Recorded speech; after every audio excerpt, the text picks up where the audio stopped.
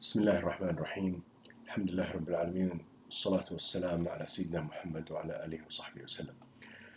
My dear brothers and sisters, Assalamu alaikum wa rahmatullahi wa barakatuh. Continuing in our posts and engagement with you, inshallah subhanahu wa ta'ala.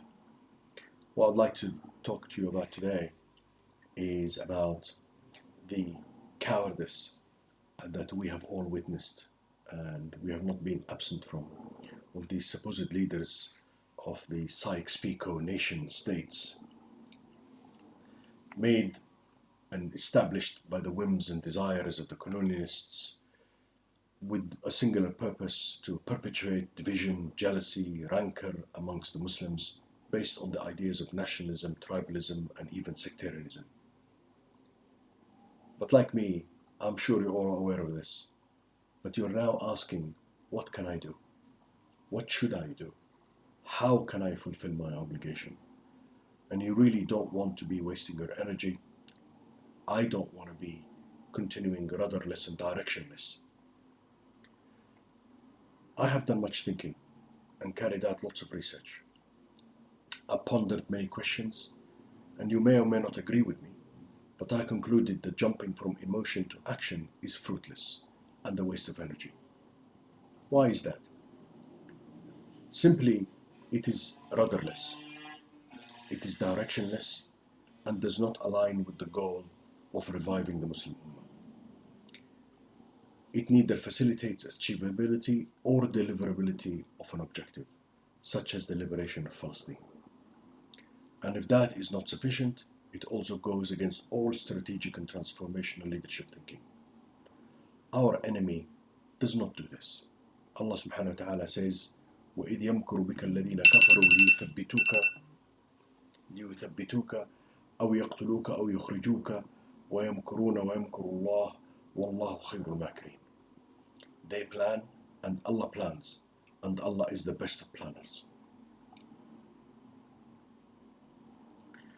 We know by now that the usurper is a colonialist project. Our enemy is not Zionism, is not the Jews. It is the capitalists, the capitalist colonialists who adopted it and made it their child. The usurper's president said on MSNBC the other night, this war is not only a war between Israel and Hamas, it is a war that is intended really, truly, to save Western civilization, to save the values of Western civilization. Now, all transformation starts with a goal. I believe that the Ummah's revival must adhere to a transformational framework, starting with the purpose unifying around the idea of La ilaha illallah Muhammad Rasulullah. Understanding that it is Allah's acceptance, Ridwanullah, that we seek. And all this is only achieved when we submit to Him subhanahu wa ta'ala in His divinity, Tawheed al-Rububiyyah, and certitude, Tawheed al-Uluhiyyah. Allah subhanahu wa ta'ala says, وَهُوَ الَّذِي فِي السَّمَاءِ إِلَهٌ وَفِي الْأَرْضِ إِلَهٌ. He is Allah, the Ilah, the God in the sky, and He is Allah, the God on this earth. Rasulullah sallallahu alaihi wasallam spent 13 years working for this and rejected all other offers. And he is Rasulullah sallallahu alaihi wasallam but revelation. In huwa illa wahyun yuha. Thus, achievement and accomplishment is only through establishing the Islamic State, al-Khilafah, to implement Islam and carry its message of mercy and liberation to mankind. There are 5 pillars to this transformation framework, and this is what I propose to you.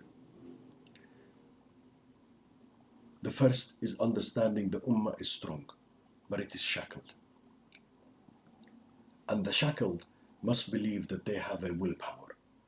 They are not slaves or subjugated to a human master or to worldly material gains. So what prevents the Ummah from breaking the shackles and demonstrating its iron willpower? The Ummah's motion requires motivation based on the concepts of Islam. Thus, the Ummah's motivation must be to seek the acceptance of Allah and not material worldly matters. This will translate to directing the Ummah's vital energy towards the bliss of Jannah, like the people of Gaza. In this way, willpower is established. Secondly, we must hold the rulers and the power centers to account. Both as individuals and groups, Muslims must exert pressure on those in power to use their influence to support the people of Gaza. They should confront the rulers and politicians.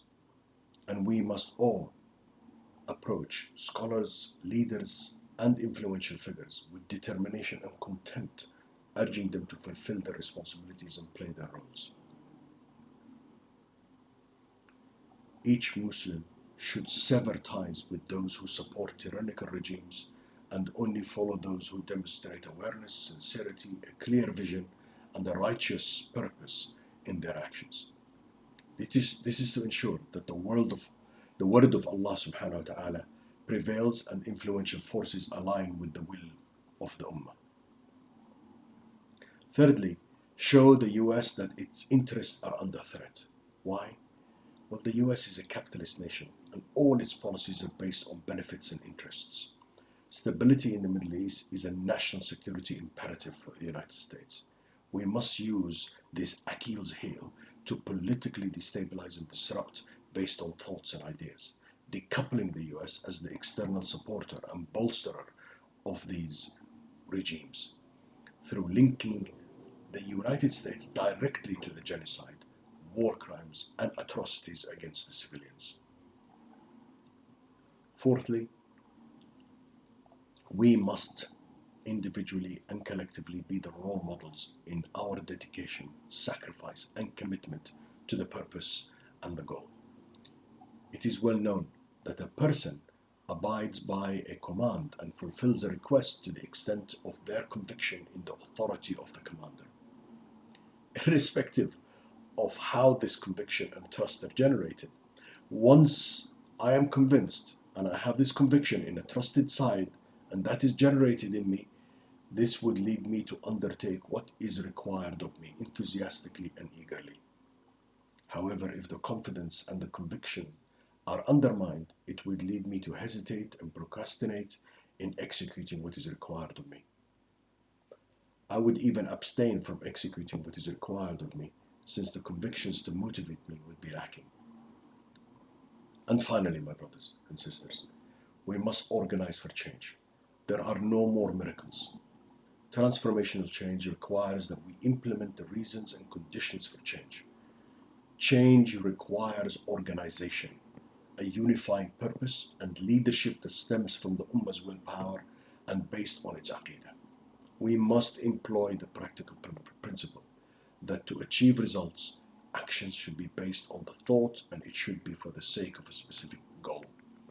Rasulullah employed this, established his organization, and demonstrated this to the kuffar in Mecca until victory, Nasr, came to him from Medina and he established the state.